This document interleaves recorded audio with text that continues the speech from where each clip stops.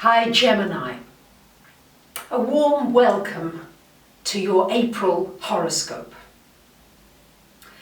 The month starts out with Venus still retrograde until the 16th. And Venus rules your money and your relationships. So this is a very good time for really thinking about how you spend money, how you save money, what you do with money, and whether you need to resolve a certain situation financially. Could be a really good time for resolving something that's been difficult and really getting on the right track again. For relationships, it may be somebody from your past coming back into your life, or it may just be a realization that it's time to let go and an opportunity for closure and moving on. If you're going to get into a new relationship during this first couple of weeks of the month, try not to be in too much of a hurry to get serious about it. Because sometimes after Venus goes direct, you might feel a little differently about that person.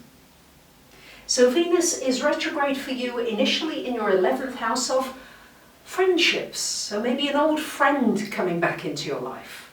Or because there's a lot of activity in this 11th house, it may be an opportunity for you to reconnect with a network, a group, to collaborate with somebody that you did work with in the past. Opportunity to reignite old connections. From the 3rd of the month goes into your 10th house, joining Neptune there until the 15th, 16th.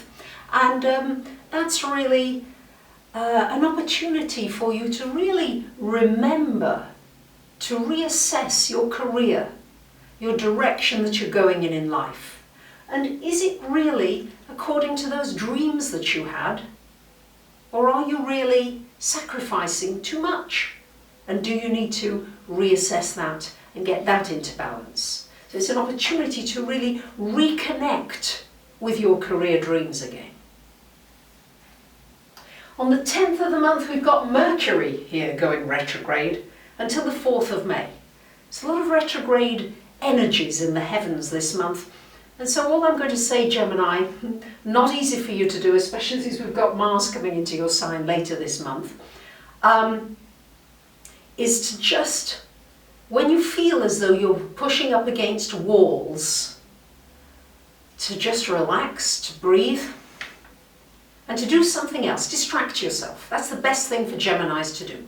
You've always got 100 things on the go. So if one thing's not working, drop that and just go on to something else. If that doesn't, so just move along where the energy's moving.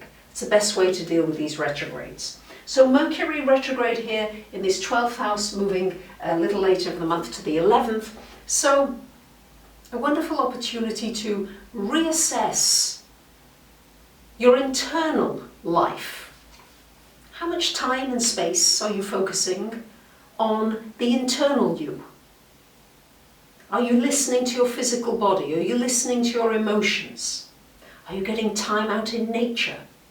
Are you being by water if that's what you like? Are you spending time with animals if you love animals? It's about really deeply getting in touch with those things that give you pleasure, that are free, that don't involve very much, but that involve you receiving. Because again, with retrogrades, it's a time to receive rather than to push out so much. On the 11th of the month, we've got a full moon happening here in your 5th house, joining Jupiter. Woo! This is exciting. This could bring a new romance. This could bring an expansion of a business. It could bring you maybe quitting your job and saying, hey, I'm going to now do my own thing creatively and have my own business. You might create a passive income on the side. This is also, it's just, it can bring you really some good news about a young person, a child. It's an opportunity really for you to focus on bringing more pleasure into your life. And where there is no pleasure, it will be highlighted by that full moon in order for you to make some changes. And Venus going direct, as I said, on the 16th of the month, giving you an opportunity there to move forward, maybe with some of the dreams that you've reconnected with. On the 20th, we've got The Sun coming into your 12th house, again shining a light on, are you getting enough alone time, quiet time, peaceful time, just to be? Remember that so many inventors had their best ideas when they were sailing or doing something where they were not having to do so many mundane things. They were just enjoying the world. That's what this whole conglomeration of planets here, I feel, to do, and the retrogrades, is really suggesting for you, dear Geminis.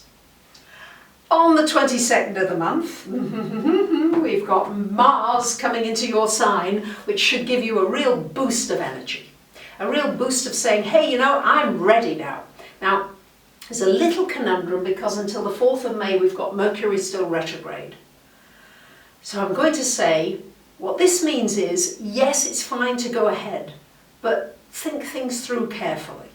Make sure that you've dotted your I's and crossed your T's, especially for any really big and important decisions, and then you won't go far wrong. And on the 26th of the month, we've got a new moon happening here in this 12th house. So new beginnings, an opportunity to release the past, to release the restrictions that maybe you've put on yourself. It's a good time for doing any psychological deep work. It's a good time for cleaning your closets and for cleaning out your office, cleaning out all the papers, the materials, especially during Mercury retrograde. Great time for decluttering that computer. How much do you need? What are the main things you really need? Can you streamline it? That new moon should really help you to do that. So, dear Geminis, I hope you've enjoyed your forecast, and I do thank you for subscribing, commenting. I read them all, and for sharing.